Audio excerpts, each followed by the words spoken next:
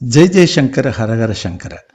நடமாடும் தெய்வம் மகா பெரிவா பல நல்ல விஷயங்கள் நமக்கு சொல்லியிருக்கார்.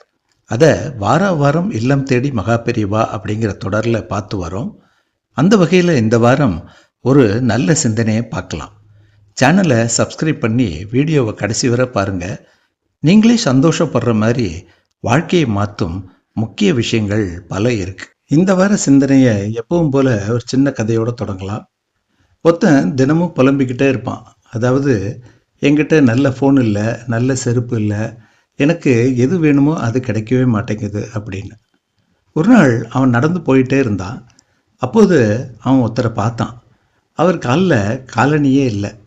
வேகமாக அவர்கிட்ட போய் கேட்டான், இந்த வெயிலில் செருப்பே இல்லாமல் நடந்து போகிறீங்களே ஏன் அப்படின்னா.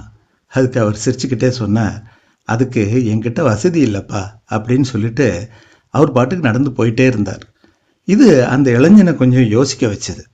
அவன் தன் காலை பார்த்தான். மெதுவாக தனக்குள்ள சொன்னான், என்னிடம் இருக்கிறத நான் மதிக்கிறதே இல்லை, எனக்கு கிடைச்சதுக்கு நான் முதல்ல நன்றி சொல்லணும் இல்லையா அப்படின்னு நினச்சி பார்த்தான். நம்ம வாழ்க்கையிலையும் இதே மாதிரி தான். இல்லாததை நினச்சி கவலைப்படுறோம், இருக்கிறதுக்கு நன்றி சொல்கிறதில்ல. ஆனால் இருக்கிறத நினச்சி பார்த்தா மனசு நிறைவாக இருக்கும், வாழ்க்கை சந்தோஷமாக மாறும். கவலையால் வர்ற நோய் நொடிகள்லாம் நம்மளை அண்டவே அண்டாது. அதனால தான் பெரியவா சொல்வார், நன்றி சொல்லும் மனம் தரும் சந்தோஷமான வாழ்க்கை அப்படின்னு. நாம் கடவுளுக்கு நன்றி சொல்லும் விதமாக தான் பெரியவா நமக்கு சில எளிய கோவில் பரிகாரம் எல்லாம் சொல்லுவார். சரி, இந்த வாரம் ஒரு சின்ன ப்ராக்டிஸ் பண்ணி பார்க்கலாமா?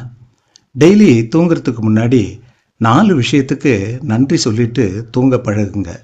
அதாவது, நம்ம குடும்பம், நம்ம உடல் நலம், நம்ம அன்னைக்கு சாப்பிட்ட உணவு, நம்ம அன்னைக்கு பழகின நண்பர்கள். இப்படி நன்றி சொல்ல ஆரம்பித்தா மனசு மெதுவாக மாற ஆரம்பிக்கும். இருப்பதை நினச்சி சந்தோஷமாக இருந்தால் வாழ்க்கையும் இனிமையாகும். இந்த வார சிந்தனையை கொஞ்சம் ஃபாலோ பண்ணி தான் பாருங்களேன். அப்புறம் என்ன, எல்லாமே வெற்றி தான்.